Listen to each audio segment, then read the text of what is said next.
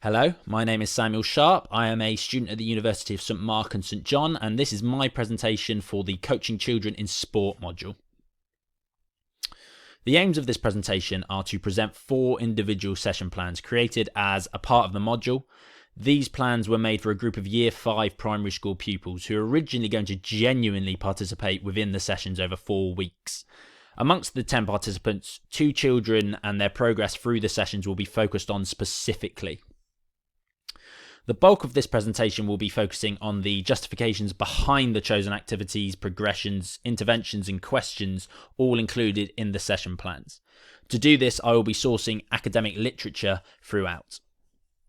Finally, I will be attempting to identify any particular areas of strength or opportunities for future improvements within the sessions. The original assessment was going to include genuine practical sessions put on for Year 5 primary school pupils, but because of the coronavirus pandemic currently affecting the world and normal practice, this has now become a hypothetical situation. This has given me the freedom to predetermine some of the factors surrounding the session plans, such as the number of pupils, the ability levels and experience, especially of the 2 children in focus.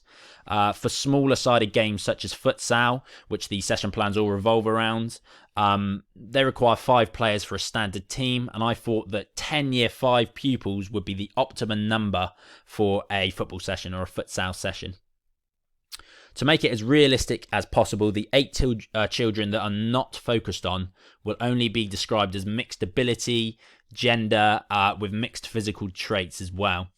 The 2 student profiles that I have chosen to focus on are 2 boys that have moderate experience in mainstream football and play for a local grassroots team. However, they have little to no experience in the sport of futsal.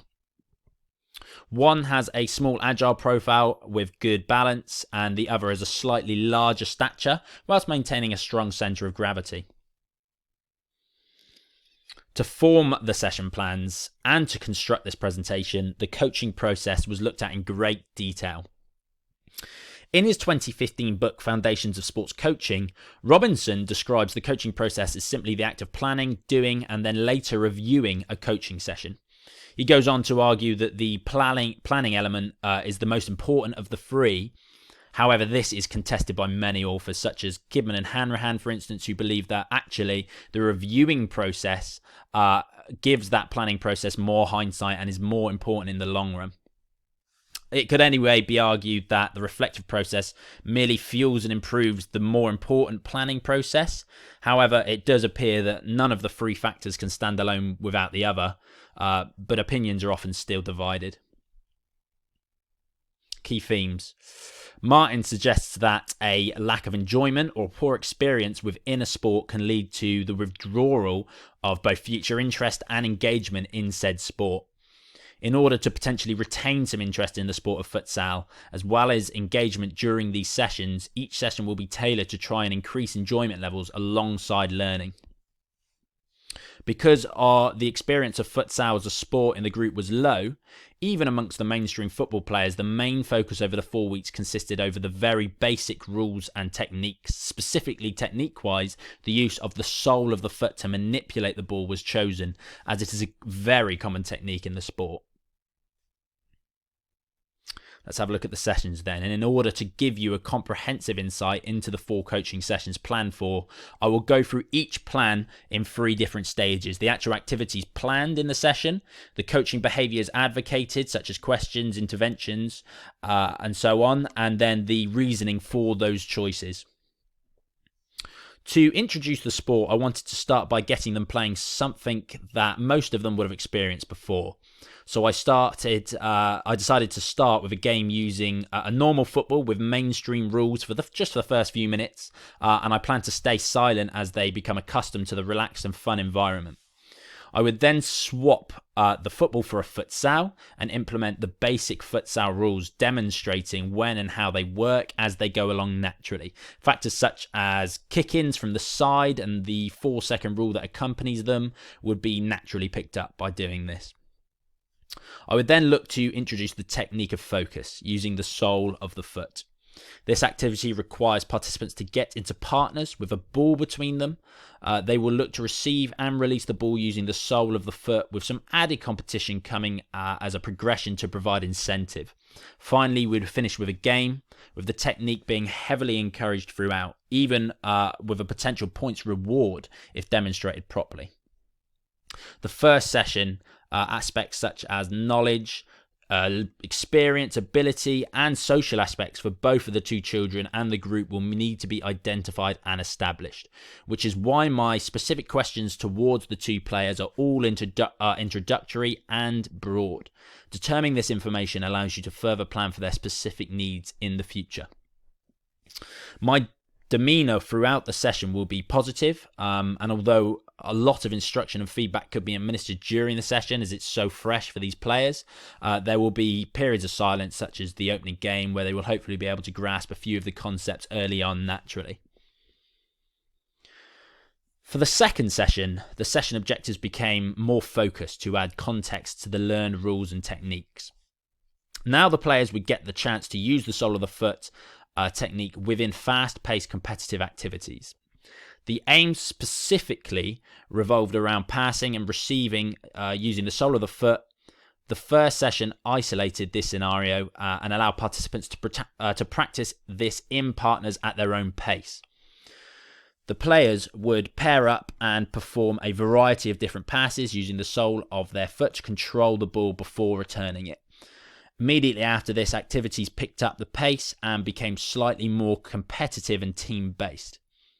The group was split into two teams and played in an endgame style of keep ball, with points being scored for controlling the ball with the sole of the foot in each end. The game at the end would also focus on passing and receiving using the sole, with a similar opportunity for added points being used just like last time. In order to provide that focus for the two children, the first activity required participants to work in pairs. This would allow me to keep that focus on those two players whilst keeping the group engaged and together. For the pairing situation, I turned towards a process branded bio-banding.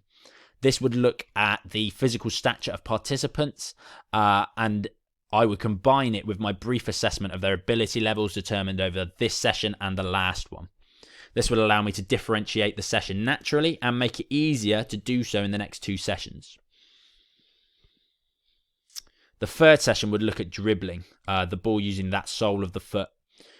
Partners would start off in pairs playing against each other rather than with each other. They would try and force a nutmeg on their partner, which is when the ball is kicked through the opponent's leg for a point. They would then work together and play against another pair in a league-like system, where winners would move up a pitch and the losers would move down. This would naturally differentiate the group, as the stronger players would be more likely to face each other in the league system, and the same with the weaker players. The way they would score in these games is either by nutmegging their opponent like before, although this time direction has also been added, as if a player stops the ball dead with the sole of the foot on their opponent's back line, they would also gain a point.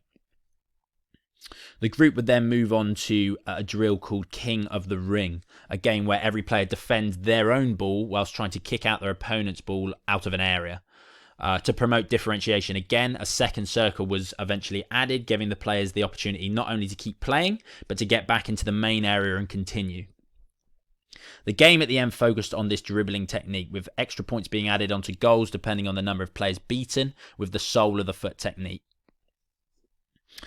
Whilst the reflection process of the coaching process cannot physically be done, as the sessions will not actually take place, I have tried to incorporate that reflective process within these specific session plans for those two children for this session, by asking them what they've enjoyed or disliked, and if any aspect of the techniques learned so far has been used outside of these sessions in their mainstream football, either at school for their clubs.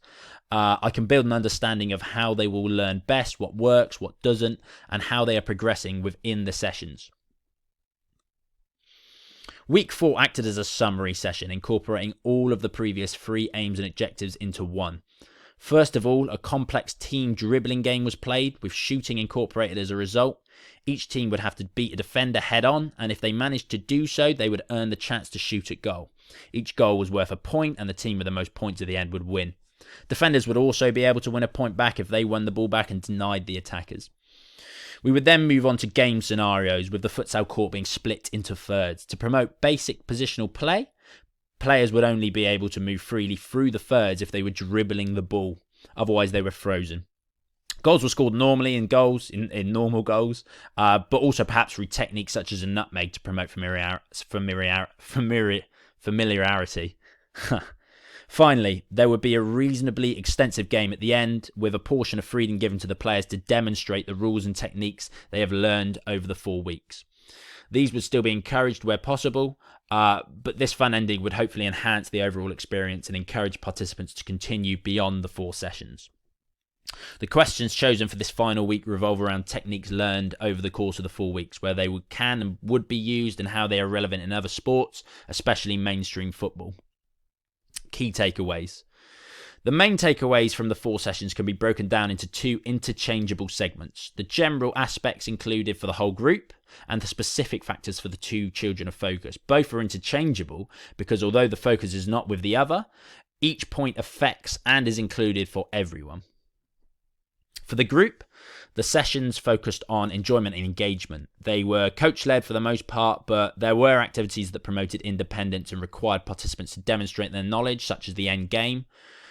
For the 2 children of focus, I focused on retaining their interest past these 4 sessions and helping them integrate the techniques learned into the mainstream weekly football sessions and games, both socially and for their local team.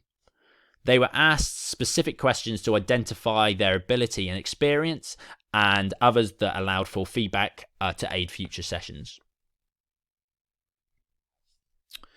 Butchite and Mendez Villanueva found that players advanced in age or perhaps stature, having larger body dimensions, presented greater performances than their younger, less mature teammates.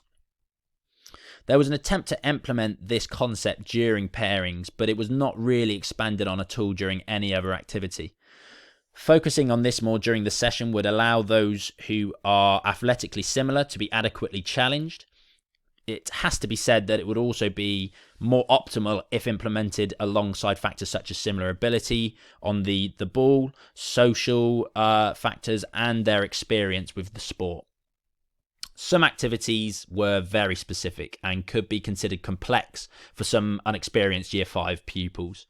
Although the 2 children of focus were mainstream football players and transferable activities that could be performed in both futsal and football were chosen to promote the use of technique away from futsal, it does mean that the session may not have been ideal and as engaging for other members of the group. Perhaps a more basic drill with a ball each and separate challenges for separate ability levels throughout the session and competitions at the end would have been a better option. To summarise, 4 session plans were created for a group of 10 Year 5 primary school kids, with 2 children being specifically a focus. Those 2 children were mainstream football players, amateur, who played and trained weekly for a local grassroots club and at school, outside of school, with their friends. The futsal sessions focused around enjoyment and engagement, with the objectives revolving around basic rules and the basic technique of using the sole of the foot to manipulate the ball. This skill can be transferred directly into football, and using the sole of your foot to trap the ball still can be considered more efficient than using the side of the foot to take a touch, having the ball bounce off in one direction or another. It is also very useful to dribble within football, and those who use it often demonstrate superior technique. The coaching process of plan, conduct, evaluate, or plan, do, review was considered and implemented within the plans. Some of the activities may have been considered too complex or inappropriate for some members of the group, even though they were adequate for the 2 children of focus. Throughout the plans, there could have been a greater focus on maturation age, which, if combined with ability level and experience, would differentiate the session and allow each participant to be challenged optimally. Here is the reference list containing all of the sources for this presentation. I hope you enjoyed it. Thank you very much.